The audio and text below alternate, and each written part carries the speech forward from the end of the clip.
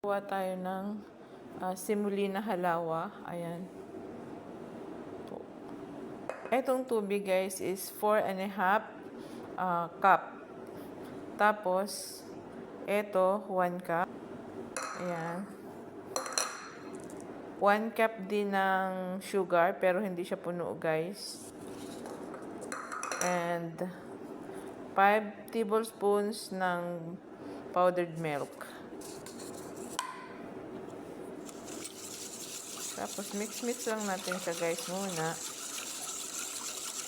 Bago natin isasalang sa apoy. Tapos lalagyan ko din siya ng vanilla powder.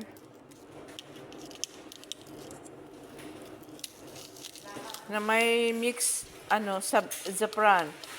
Vanilla powder with saffron flavor. Saffron flavor. Para siyang maha blanca. Ayan.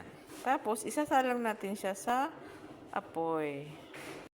Keep stirring guys para dili masunog sa sa iyang lubot. Charot.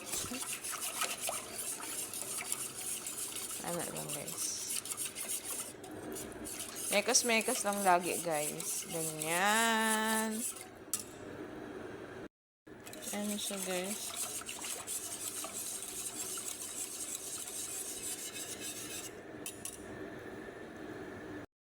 And guys, wait natin after 2 minutes. Ayan, tatanggalin na natin siya sa apoy and ilalagay natin sa cooking dish.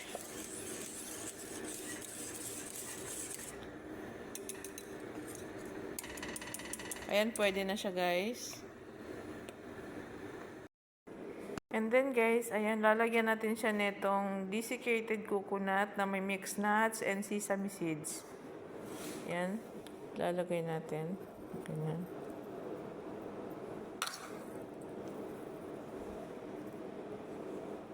So, ganito lang guys. Kung gusto nyong gumawa ng maha blanca na wala kayong cornstarch, eto lang yung gawin nyo guys. Simple lang, madali. Sobrang dali lang talaga siya guys.